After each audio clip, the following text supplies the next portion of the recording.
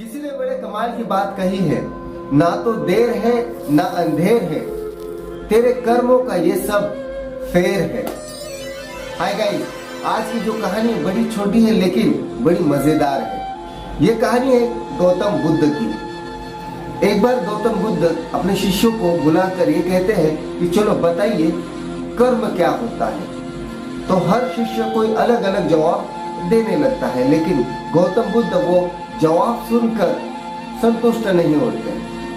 तभी उन सभी से गौतम बुद्ध कहते हैं कि मैं तुम्हें एक कहानी सुनाता हूँ जिससे तुम्हें कर्म का मतलब समझ आएगा। तो एक बार राजा अपने मंत्री के साथ में बाजार घूमने के लिए भ्रमण करने के लिए चला जाता है। तो बाजार घूमते समय राजा अचानक मंत्री से कहता है कि मंत्री जी, मुझे एक ख्याल आया है, ये जो सामने दुकान नजर आ रही है ना, इस दुकान के जो मालिक है उसको कल सुबह मैं फांसी दे दूं। तो मंत्री चौंक जाता है और पूछता है, राजा जी ऐसा क्यों, क्या गुनाह किया है?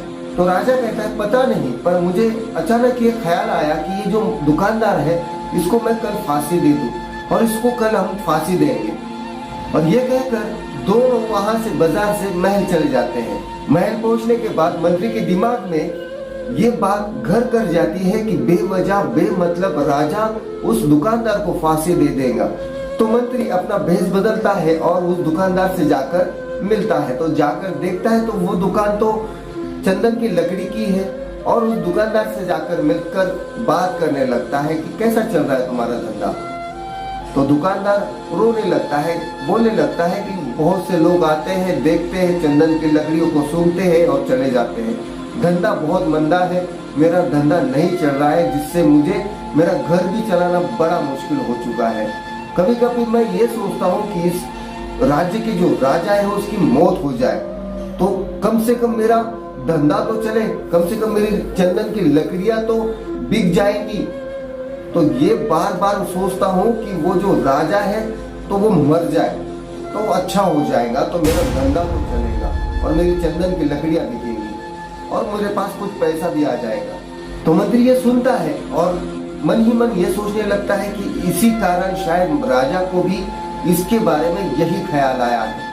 और दुकानदार से कहता है कि अच्छा चलो मुझे कुछ चंदन की बेहतरीन लकड़ियां देना, मैं खरीद लूंगा। कुछ चंदन की लकड़ियां खरीद लेता है और महल चला जाता है। महल पहुंचने के बाद मंत्री राजा जी से कहता है, राजा जी आपके लिए किसी ने तोहफा भेजा है और वो तोहफा है चंदन की लकड़ी। तो राजा सूंघता है चंदन की लकड़ी और बोलता है वाकई में बड़ी बेहतरीन चंदन की लकड़ी है। तो मंत्री कहता है कि जानकर आपको आश्चर्य होगा कि ये किसने तोहफा आपको भेजा है। तो राजा कहता है बताइए। तो मंत्री कहता है कि उसी दुकानदार ने भेजा है जिसके बारे में आपने फांसी का सोचा है। तो राजा के मन में यह आता है कि यार मैंने दुकानदार के बारे में क्या सोचा था, उसको तो मैं फांसी देने वाला था, मेरे दिमाग में ऐसा ख्याल क्यों आया, कितना अच्छा इंसान है वो, उसने मुझे तोहफा भेजा है। तो राजा मंत्री से कहता है कि काम करना, सोने की कुछ गोनियां उस दुकानदार को भेज देना और मेरे तरफ से तोहफा कहना। तो सैनिक सोने की गोनियां उस दुकानदार को जाकर दे देते हैं और कहते हैं कि राजा जी ने तुमको ये तोहफा भेजा है।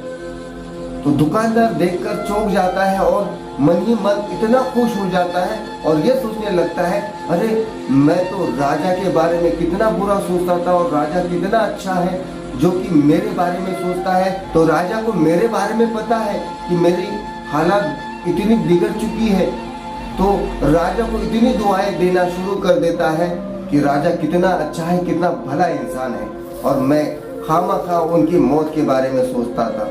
भगवान करे उसका भला हो और उसको मेरी उम्र भी लग जाए।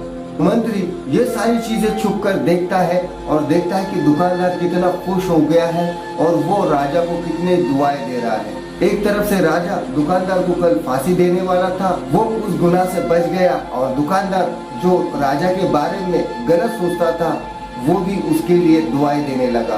तो ये देखकर मंत्री भी खुश होकर अपने महल चले जाता है। तो भगवान बुद्ध कहते हैं कि कहानी खत्म हो गई और शिष्य से सवाल पूछते हैं कि बताओ इसमें से कर्म क्या है। तो शिष्य अलग अलग जवाब देने शुरू कर देते हैं। तभी भगवान बुद्ध सभी से कहते हैं, बच्चों कर्म जो होता है वो अपने विचार होते हैं यानी कि कोई कार्य करने से पहले जो हमारे विचार होते हैं वही हमारे कर्म होते हैं। किसी कर्म को करने से पहले अगर गलत विचार आते हैं तो वो कर्म गलत हो जाता है, और अगर कोई कर्म करने से पहले अच्छे विचार आते हैं तो वो कर्म अच्छा होता है, और वही कर्म हमें आगे जाकर उसका बदला देता है। और जो हम आज कर्म करेंगे वो दोबारा लौट कर हमारे पास जरूर आता है। यानी कि हम अगर गेहूं का दाना जमीन में बोएंगे तो आगे चलकर कई सारे गेहूं हमें मिलेंगे। ये जो कहानी थी बड़ी छोटी थी, लेकिन ये सिखाई जाती है कि हमारे जो कर्म है, जैसे हम कर्म करेंगे वैसे हमें उसका बदला मिलेगा।